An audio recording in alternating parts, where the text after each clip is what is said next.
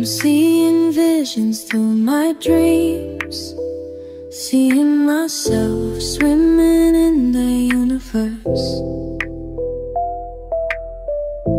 My ancestors gave me gifts to read cards, predict and heal. My name is Daphne, but spirit calls me bye-bye love. Angels communicate through numbers. Intuition is so deep. The gift I fully embrace within.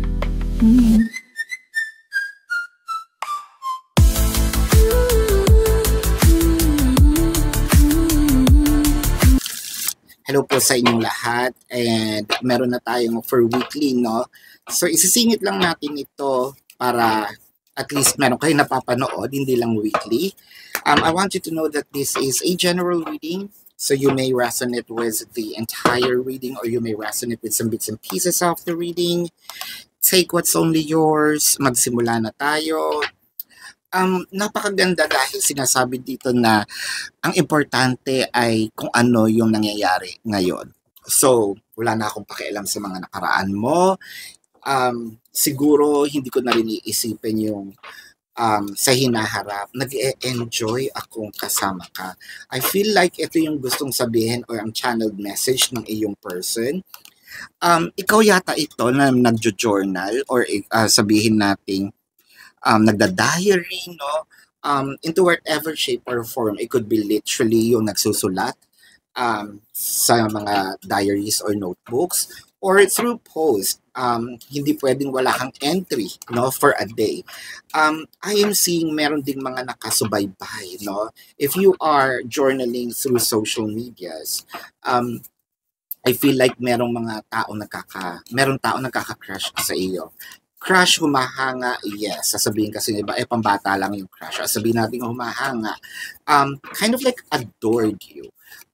Na-amaze sila na paano mo na isisingit, no? Itong almost everyday meron kang entry.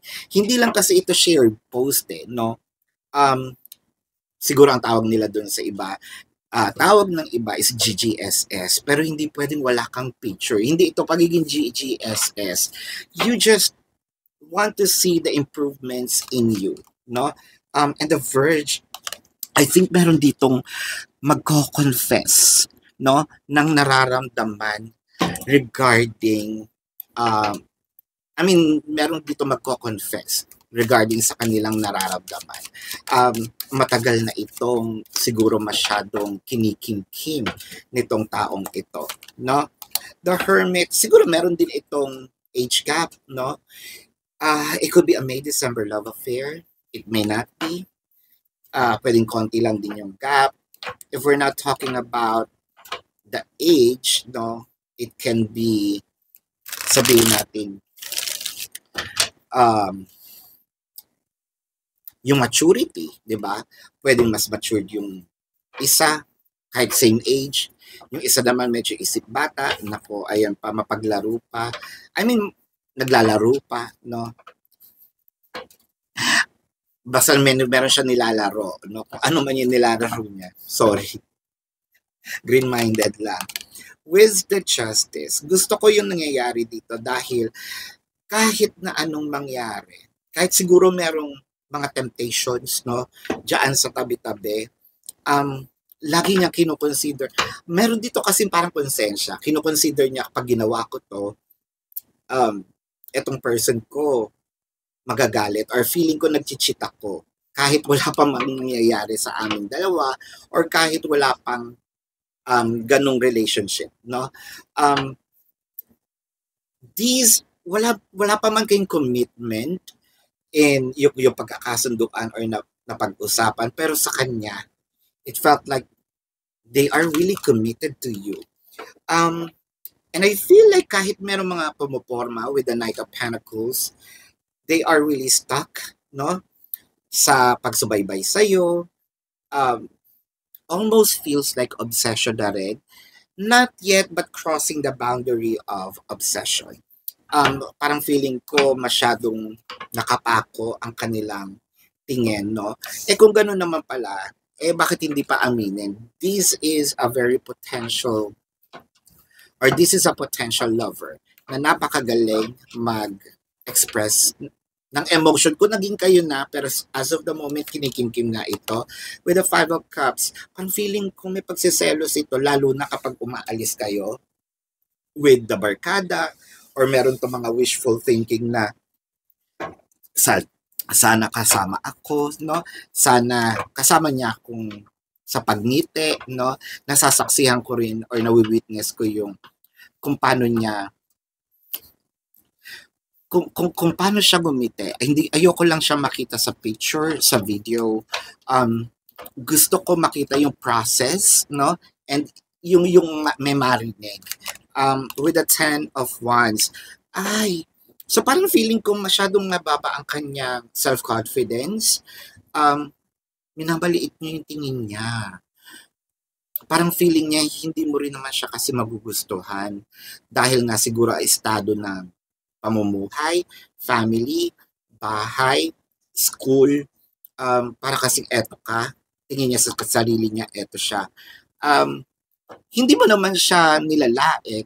Siguro, kaya nga sinabi ko sa iyo, parang meron din ditong parang mga trauma. It could not be you na nagpaparamdam sa kanya ng ganun. No, it could be the society itself. It could be yung mga nakapaligid sa kanya. Or this may be a past trauma nga, no? Siguro nabubuli-buli ito sa school before. The 9 of Wands, parang mas nagtitiis lang siya to watch you from afar. Parang sad boy, sad girl ang drama nito, no? May pagka-emotional din. May pagka-sentimental, no? But I feel like when it comes to emotion, no? Mamahalin ka naman nito ng sobra eh. Kung mabibigyan lang na pagkakataon. With the 5 of Pentacles, siguro sinasabi nito sa sarili niya, hindi pa man siya pumoporma, hindi pa man siya nagbibigay, no, or nag-express ng emotion. Parang feeling niya, you are going to dump this person or leave them or not give them a chance.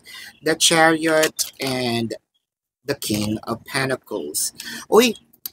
Either meron na siyang motor or iipon pambili ng motor, or papalitan yung kanyang motor. So that's one of your clue. I'm also seeing na chances are baka marami din itong obligations, no? Family, what have you, sarili niya. One thing's for sure, merong tao na gusto ka. Merong tao na laging nakamasid sa'yo, no? Hindi naman sa nakakatakot na tao to, okay? Huwag kang matakot na baka paggising mo, yung hindi to mumo, tao to. So, ikaw ba ito? Or ito ba yung person na naiisip mo? Well, let's check the zodiac sign. Pero bago yan, gusto ko pong ipaalam sa inyo na sa kabilang channel, Babaylan TV, yan po ang ating unang channel catered for our international audience. Nagla-live po tayo dyan, no? So kung hindi nyo maabutan yung live sessions, pwede naman kayong magtanong dito sa ating comment section as long as yung question po is answerable by yes or no. Pero kung hindi nyo pong maabutan, kung hindi kayo masasatisfy sa yes or no na sagot lang, dumiretso na po kayo doon sa ating website. Sa description box ng video na ito, there is a link.